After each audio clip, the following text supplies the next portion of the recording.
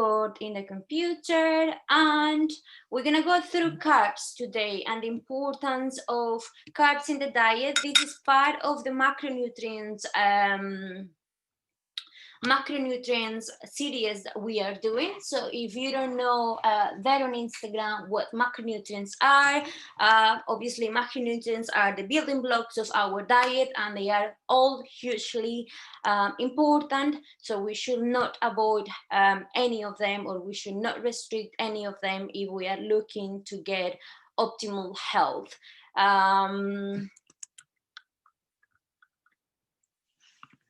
What I'm gonna do now, I'm gonna get to share my screen because I have a presentation. Okay, they keep changing this. Bear with me 1 second.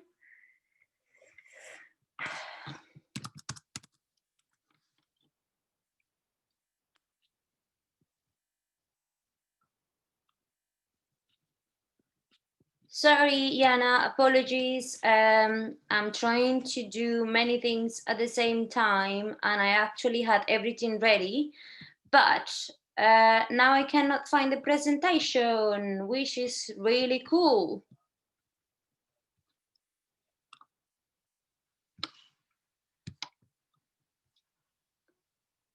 Someone else join it, no worries. Okay, thank you. I know I have the presentation somewhere here. I had it ready. Home training, that's not the one. Carbohydrates, there we go. So now if I click share screen, because I want Jana to be able to see my screen, share. So here we are. I'm just gonna also pin myself, and then I'm here, and I'm gonna move it here, and we're gonna start this presentation.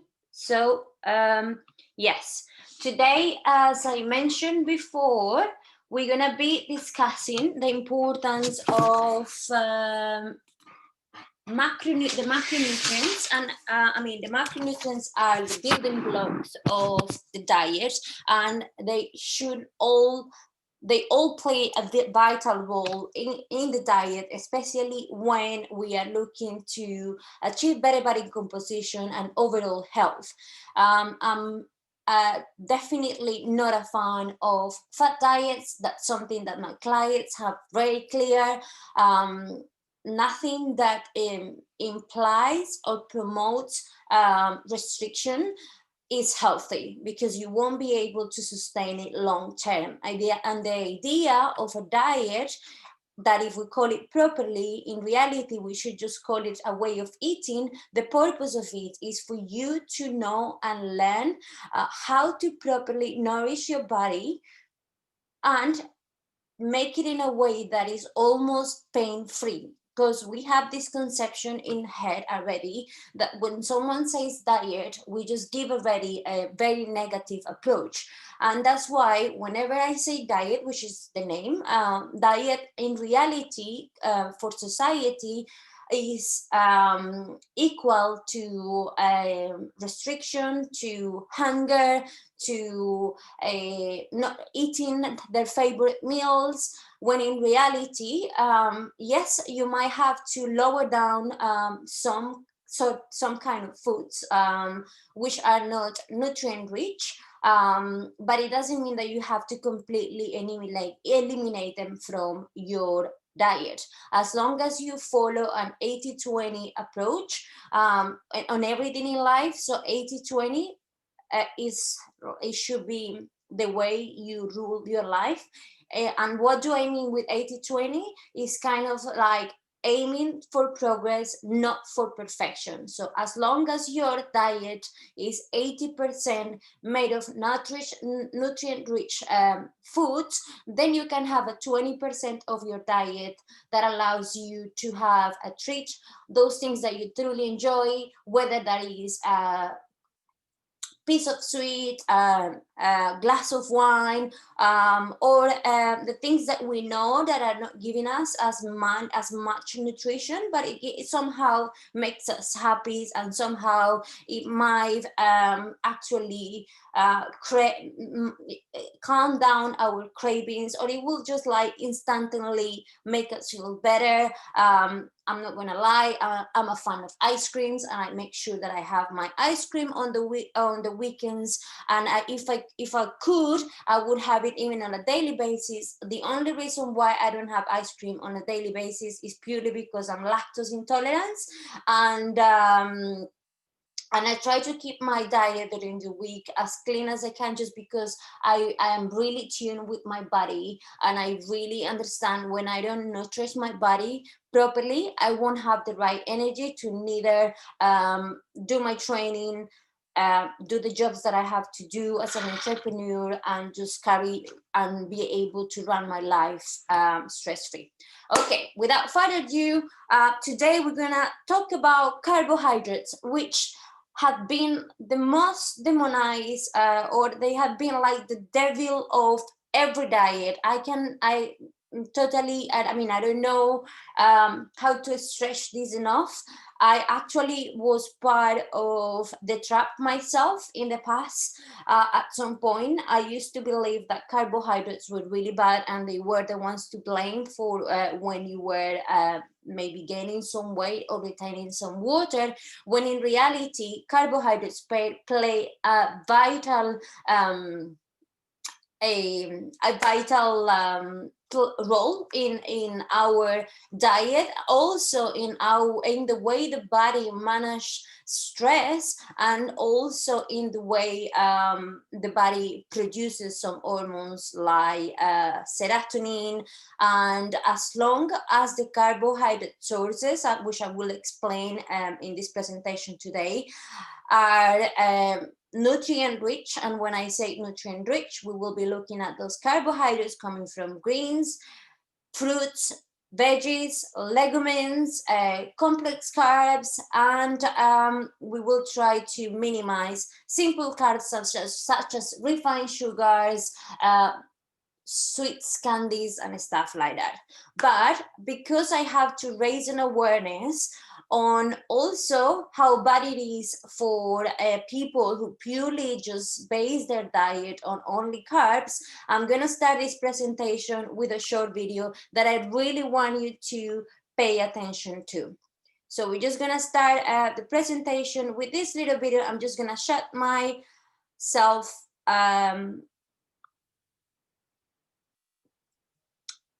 Attention business owners. To help you through the current situation, we're offering you a free copy of Chris Cardell's book, 77 Ways to Get More Customers.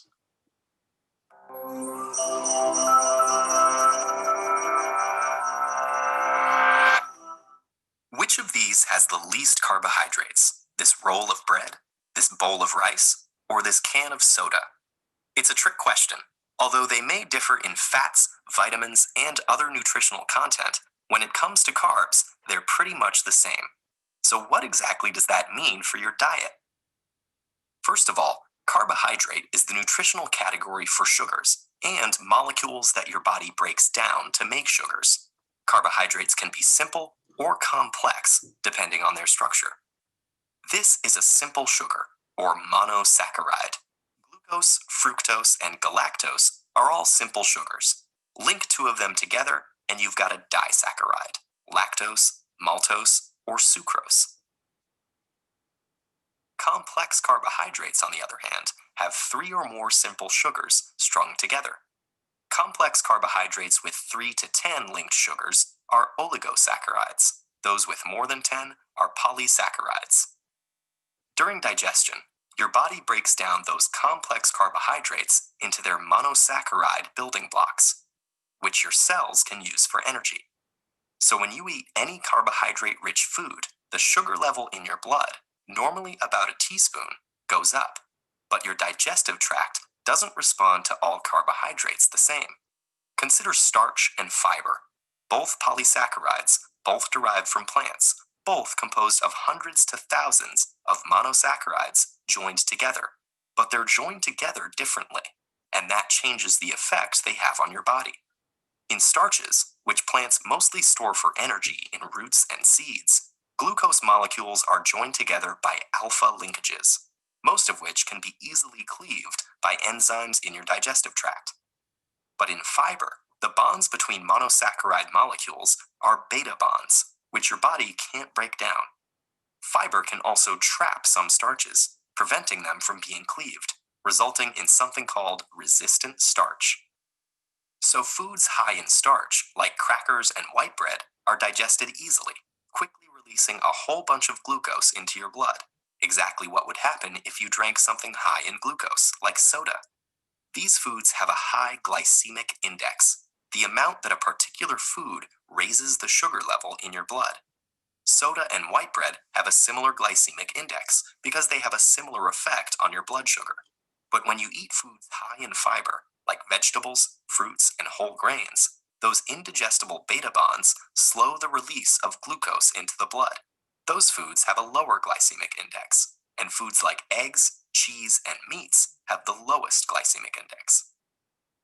When sugar moves from the digestive tract to the bloodstream, your body kicks into action to transfer it into your tissues, where it can be processed and used for energy.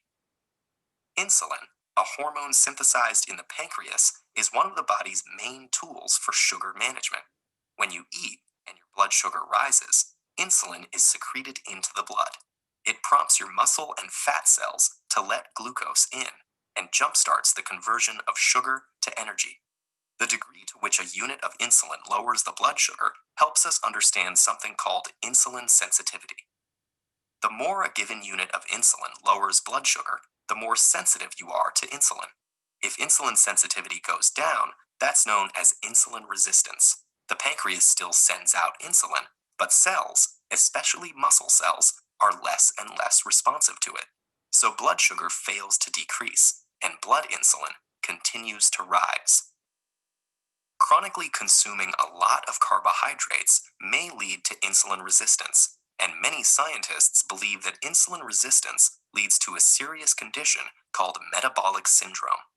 That involves a constellation of symptoms, including high blood sugar, increased waist circumference, and high blood pressure.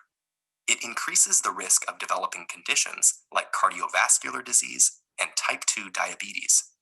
And its prevalence is rapidly increasing all over the world. As much as 32% of the population in the US has metabolic syndrome. So let's get back to your diet.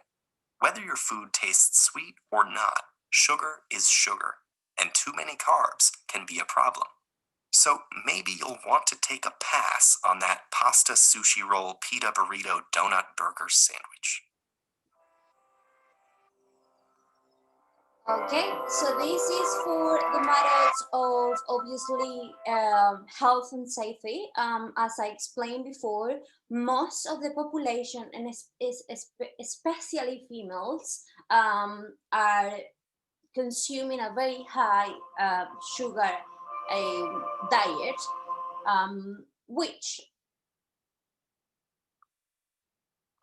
not all the time when we talk about sugar, it doesn't mean that we are actually eating the sugar as you saw. So a piece of multigrain bread has also sugar, maybe not as much as a piece of donut, but the difference between the multigrain or the complex carbs against the simple carbs is that they do have some fiber and in some cases some sort of protein, which is known as gluten. And what happens with these is that it will help the body to break down the sugar a little into the bloodstream a little bit slower.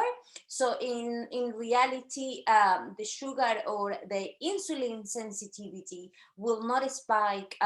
Insulin resistance will not spike as much as when you eat pure sugars such donuts, refined sugars, white carbohydrates, etc. I'm going to explain more on detail.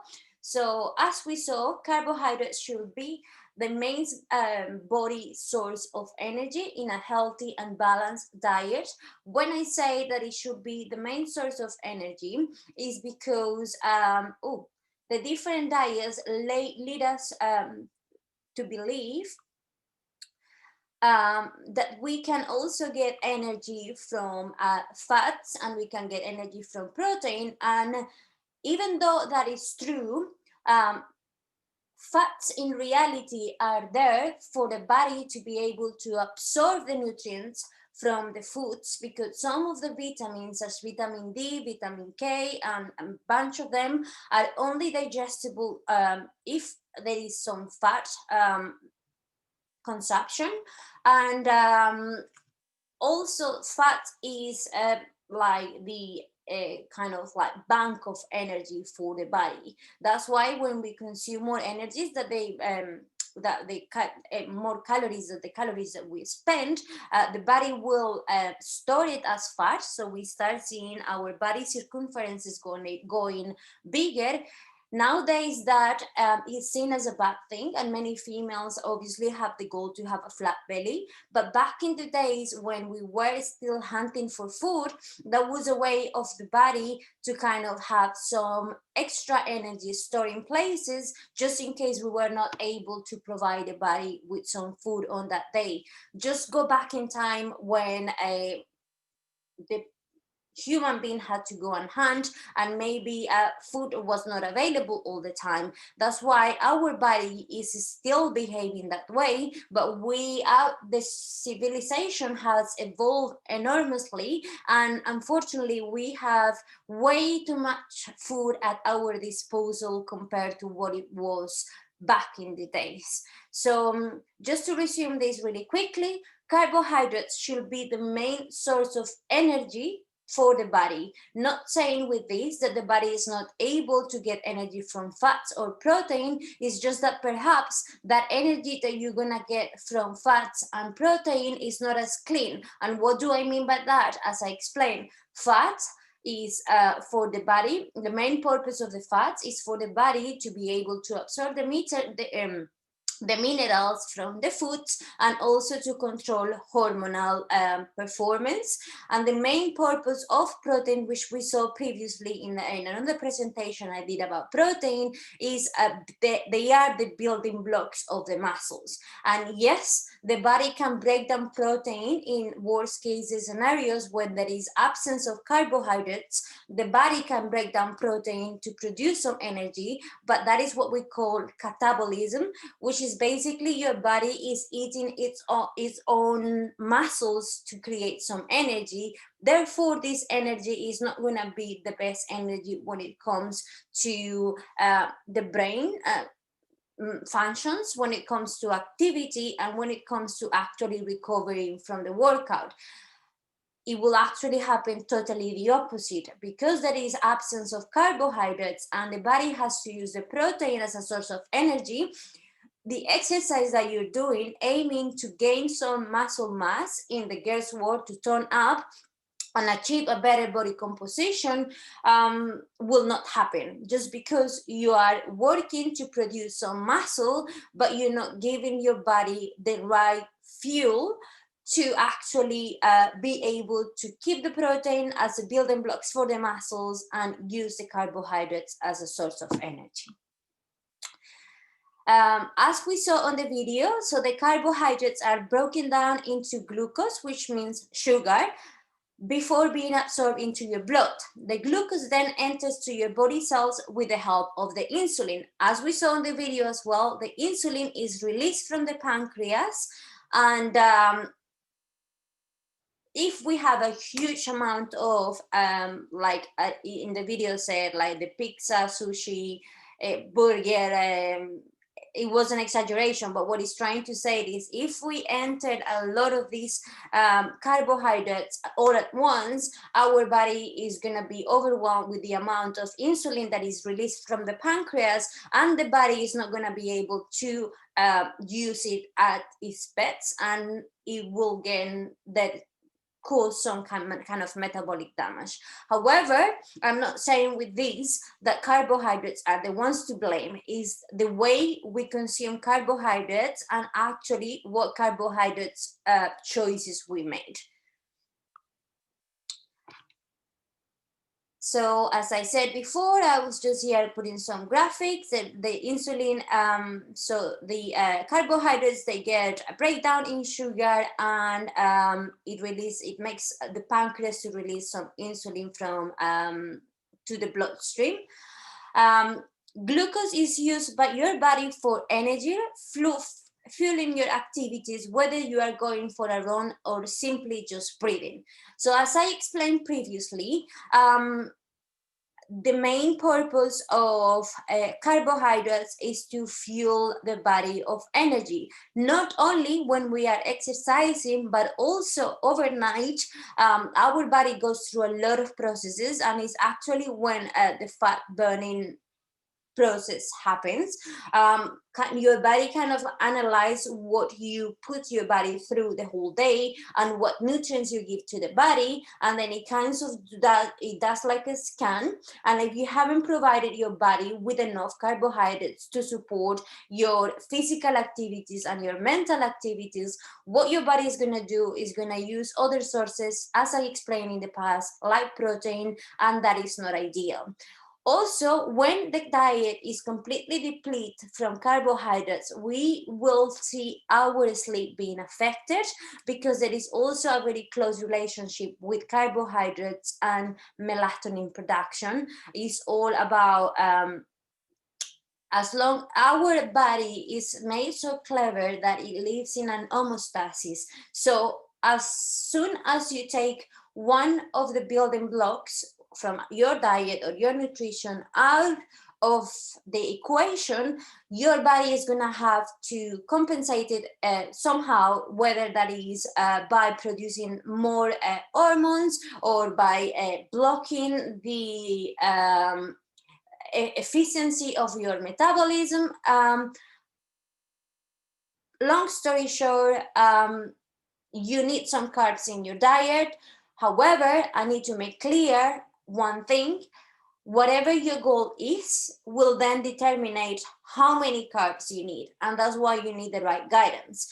Now that I'm saying that carbs are important, you need to bear in mind that if your goal is to lose weight, perhaps we're gonna have to restrict those carbs slightly until we get your body out of the insulin resistance. Because if you have some weight on you, if you are overweight, that means that you already created an insulin resistance, which then, if you don't pay attention to that, can develop into bigger health issues, such as high blood sugar, high blood pressure, and just getting bigger on your body circumferences. But on the other hand, if you are building muscle, or if your goal is to build muscle, and when I say build muscle, girls, I am only talking about toning up, just giving some shape to your body. You will never get huge. I have been lifting myself over 10 years already, but I have done exercise, or I have been into sports of my life, and I don't consider myself to be a masculine female. I'm actually really proud of my physique, and I think that with the time that I have also learned more about nutrition, and I have learned to not listen the noise of what the media is trying us to make us believe, whether that is intermittent fasting, go ketogenic, go paleo. Don't follow any of those fat diets. They will have an outcome on your health, whether that is instant or long term. And I cannot stress enough how important it is to make sure that we are including every single one of the three main macronutrients, which are protein, carbs, and fats, into our diet. When it comes to body building muscle or toning up, in reality, carbs will be your best friends. Why? Because you will like to use the energy from the carbs when you are training, but also you will like to get the carbohydrates right after you train. I mean, on your first meal, right after your training, because what those carbohydrates are gonna do, they're gonna go straight away into the muscle that you have already depleted from the glycogen, and it will start the repairing process, or the recovering process. So that's why people who does ketogenic diet find themselves may feeling cramps very often, and that is because the muscle is so depleted that it's kind of like crying for some sort of water. And guess what?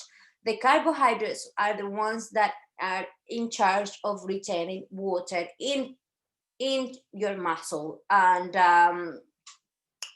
yeah, also, if you are worried about your mental performance, you need to be aware that our brain takes most of its energy from glucose and sugar.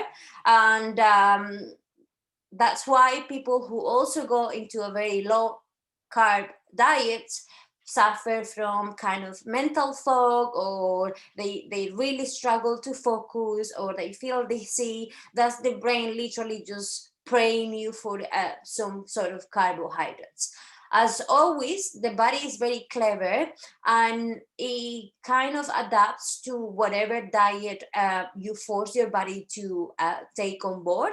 And that's why you see so many people doing keto and praying that keto is the best thing ever, or you see other people doing paleo and praying that paleo is the best thing ever, or now we have the vegans praying that the vegan is the best diet ever, when in reality what you need to ask yourself is, how were you eating before you started that new diet, and what is it that you're praying on that the diet is so good, when in reality you're feeling the way you're feeling at the beginning just because maybe you just clean up your diet a little bit from the rubbish, I will say. But long term, if you continue this extremes approach to diet, you will then see that reflected, whether that is lacking of sleep, lack of recovery, lack of the body ability to stress management. So you have increased anxiety, you have a problems to focus, you cannot see results on your gym, and you have been training and killing yourself literally. And this is very common as well on females. They tend to cut the diet very low and increase the activity really high, only to find out that you're only breaking down your body. And trust me, I'm telling you, because I did it, I suffer from it. I suffer from any other eating disorder on my teenagers time, and this is what led me to learn so much about a diet and actually wanted to educate people about it.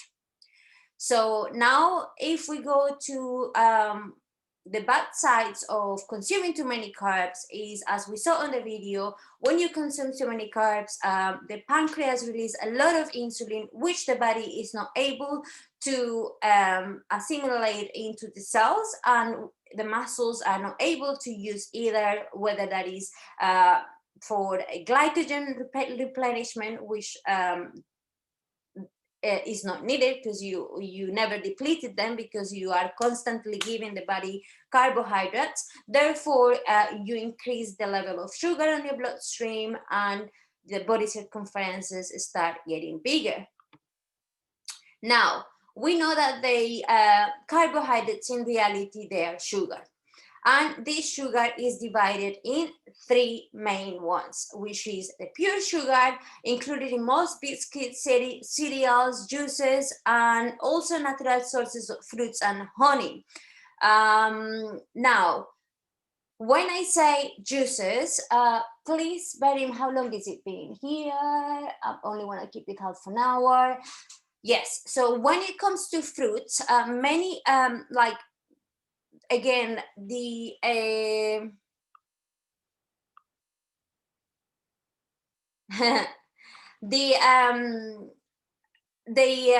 gurus, the diet gurus has got us to kind of like get scared of some foods. And it was a time in which I actually followed this diet, which was the if it fits your macros, which stands for like, as long as you eat the macros, it doesn't matter whether it comes from a donut or a fruit salad.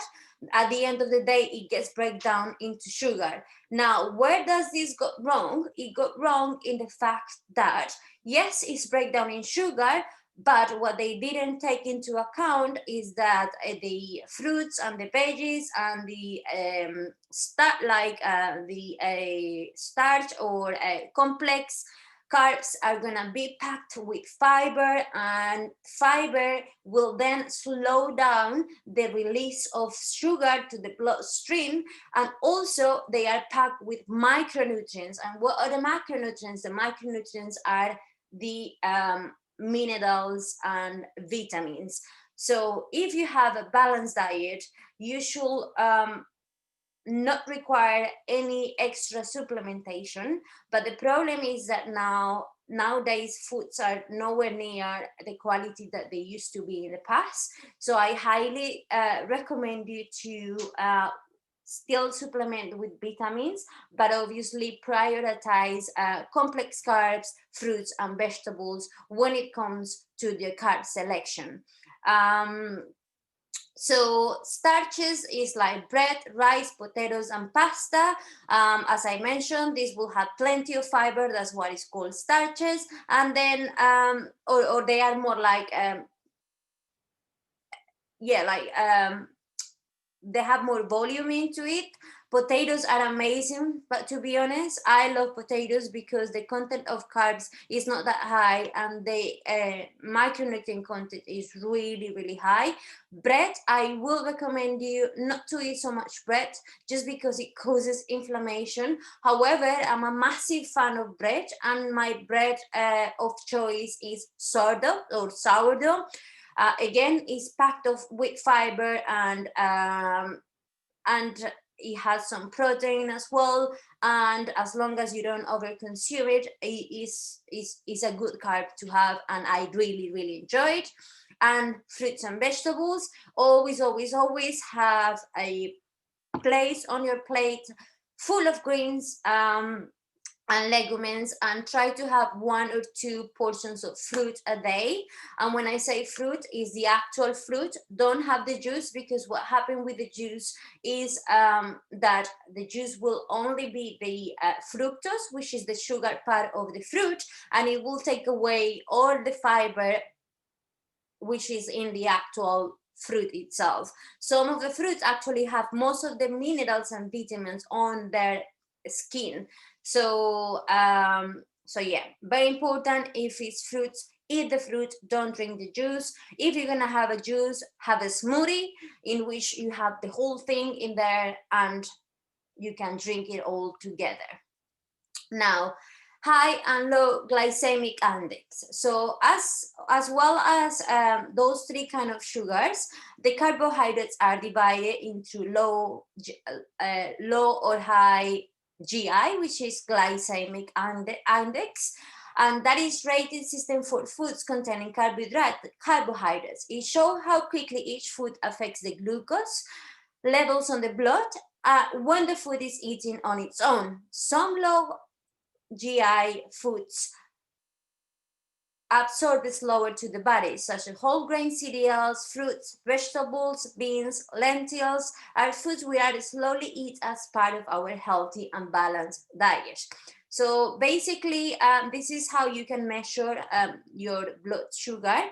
And there are some parameters, and basically is say that if your sugar levels in your blood is higher than, I believe, is 6 when you just wake up, is an indication that your blood sugar level is really high, and that means that you might most likely be eating most of the carbohydrates from this group and not from this group. So we want to prioritize low GI carbs over high GI. And I am not gonna go into post-workout carbohydrates choices, because this is just like basic level carbohydrate knowledge. I will go into a more advanced presentation another time. I'm gonna call this off here on the live, and I'm gonna continue with my girls on the presentation here. I hope it was useful somehow. Give me some feedback. Talk to you soon. Bye-bye. So if we continue here, yes, we just go to the next. In here is where we have Q&As, but what I'm gonna do, because there is not many of you connected, it's only Jana, I'm gonna stop recording, I'm gonna stop screen sharing. And I'm gonna